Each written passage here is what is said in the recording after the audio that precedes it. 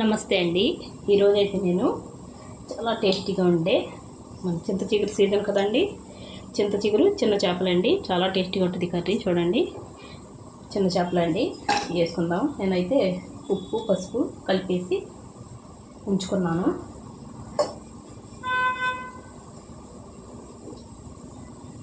చాలా ఈజీగా వండేసుకోవచ్చండి, చాలా టేస్టీగా కూడా ఉంటుంది. ఇవి 1/2 కేజీ అండి చేపలు. ఇందులోకి చూడండి ఉల్లిపాయలండి, చిన్నవండి 3 అండి. మనకి గ్రేవీ కొద్దిగా ఎక్కువ కావాలంటే కొద్దిగా ఉల్లిపాయలు ఎక్కువ వేసుకుంటే సరిపోద్దండి. నేనైతే మసాలా కొద్దిగా వేస్తానండి, లైట్గా వేసాను. నేను మసాలా వేసుకోకపోయినా చాలా టేస్టీగా ఉంటుందండి. చూసారా, పచ్చిమిరపకాయలు కారం బాగా ఎక్కువగా ఉన్నాయండి. 5 తీసుకున్నాను నేను. ఇందులో పచ్చిమిరపకాయలు ఎక్కువ వేసుకోవాలండి ఈ కూరలో. ఇప్పుడైతే కారం అండి, కారం కూడా రుచికి తగ్గట్టు. కారం ఎక్కువ తింటే ఎక్కువ, తక్కువ తింటే తక్కువ అండి. కారం ఎక్కువ ఉంటేనే బాగుంటుందండి చిన్న చేపల కూర, చింత చిగురు. చూసారు కదా, నేను 3 చెంచాలు వేసాను కారం. ఇప్పుడైతే ఆల్రెడీ కొద్దిగా ఉప్పు వేసాను కదండి, కొద్దిగా ఉప్పు వేసుకుందాం, తర్వాత చూసుకొని వేసుకుందాం మనం.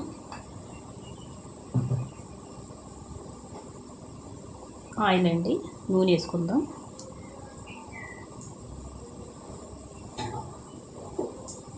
ఇవన్నీ బాగా చేతితోటి కలపాలండి, గరిటెతోటి కలుపుకూడదు. కలిపితే బాగా కలవు. ఉప్పు పసుపు కారం ఏం పట్టవు సరిగాని. మనం ఇలాగే కలుపుకోవాలి ఈ కూరకి. ఒకసారి మీరు ట్రై చేయండి, చాలా టేస్టీగా ఉంటుంది. ఇప్పుడు చింత చిగురు ఎక్కువ దొరుకుతుంది కదండి, ఇప్పుడు సీజన్ కదా, తెచ్చుకొని ట్రై చేయండి. చూసారా, ఇప్పుడు ఇందులో మనం ఈ కూర ఉడకడానికి సరిపడా నీళ్ళు వేసుకుందాం.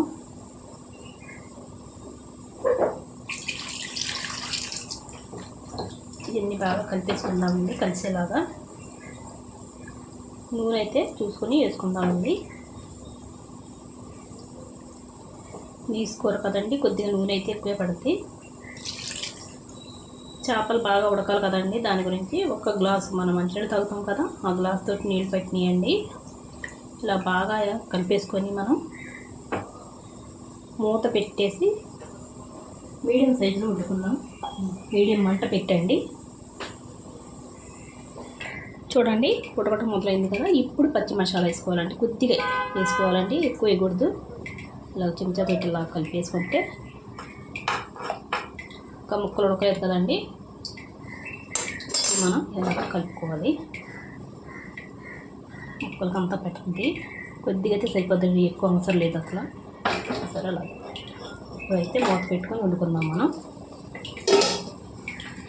చూడండి, ఒక 5 నిమిషాలు ఉడికింది కదండి. ఈ టైంలో మనం చింత చిగురు అండి, చూడండి, చూసారా, 60 గ్రాములు 70 గ్రాములు ఉంటుందండి, వేసుకుందాం. ఈ నలిపైన మిక్సీ పట్టైనా వేసుకోవచ్చండి. నేనైతే చిన్న చిన్న ముక్కల కింద పోసి వేసుకుంటున్నాను. ఎలా చేసుకున్నా టేస్ట్ బాగుంటుంది. అదే నలిపేసి వేసుకున్నా, మనం మిక్సీ పెట్టుకున్నా ఇంకా బాగా ఉంటుందండి. వేసుకున్న తర్వాత మనం ఒకసారి కలిపేసుకున్నాం లాగా.